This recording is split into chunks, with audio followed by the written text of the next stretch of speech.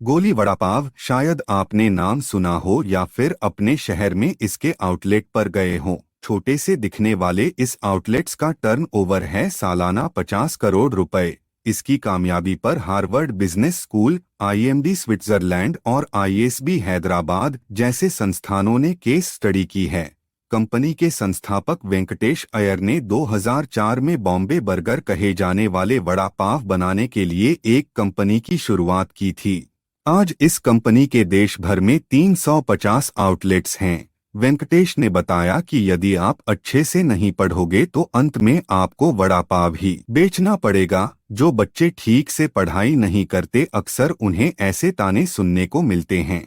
ऐसा ही कुछ वेंकटेश के साथ भी हुआ। ज्यादातर मध्यम वर्गीय तमिल ब्राह्मण परिवारों की तरह उनका परिवार भी चाहता था कि वे अच्छी तरह से पढ़ाई करें और इंजीनियर, डॉक्टर या चार्टर्ड अकाउंटेंट बने।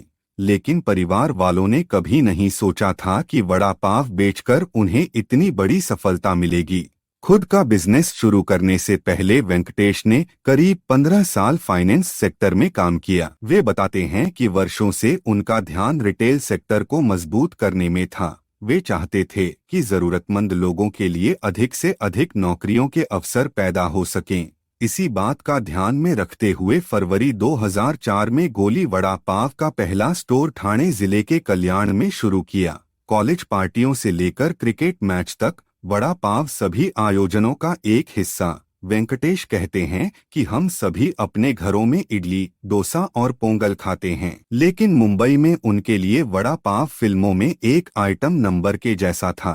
कॉलेज पार्टियों से लेकर क्रिकेट मैच तक वड़ा व सभी आयोजनों का एक हिस्सा रहा है, इसलिए बिजनेस के लिए इसका चयन किया। हालांकि वड़ा पाव एक क्राउड पुलर के तौर पर अपनी जगह सालों से मजबूत बनाए हुए है, वहीं paneer vada pav, Schezwan, mix veg, पालक मकई पनीर और यहां तक कि आलू टिक्का जैसे वड़ा पाव भी इस फ्रेंचाइजी में लोकप्रिय हैं। वह कहते हैं कि क्या कभी किसी लोकप्रिय पेय बेवरेज के स्वाद में बदलाव देखा है? नहीं न।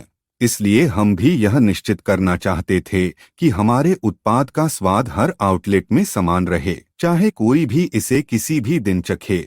ऐसे रखा गोली नाम स्ट्रीट फूड की यदि बात करें तो आलू की पैटी, जिसे पहले बेसन में डुबोकर तला जाता है, इसे गोली कहा जाता है। वेंकटेश कहते हैं कि जब उन्होंने वड़ा पाव की दुकान शुरू करने के बारे में लोगों से बातचीत शुरू की तो मुंबईया लहजे में अक्सर पूछा जाता था कि क्या गोल दे रहा है। यह बात जेहन में बस गई और जब कंपनी के नाम के बारे में सोच रहा था तो गोली शब्द का उपयोग करने का फैसला किया।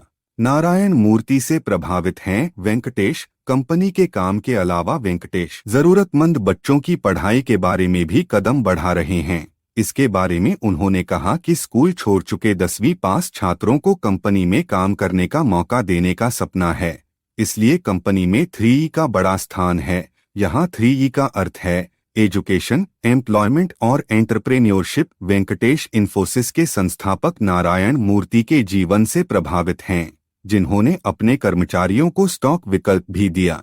इसके अलावा अपने लिए इतना बड़ा नाम भी बनाया।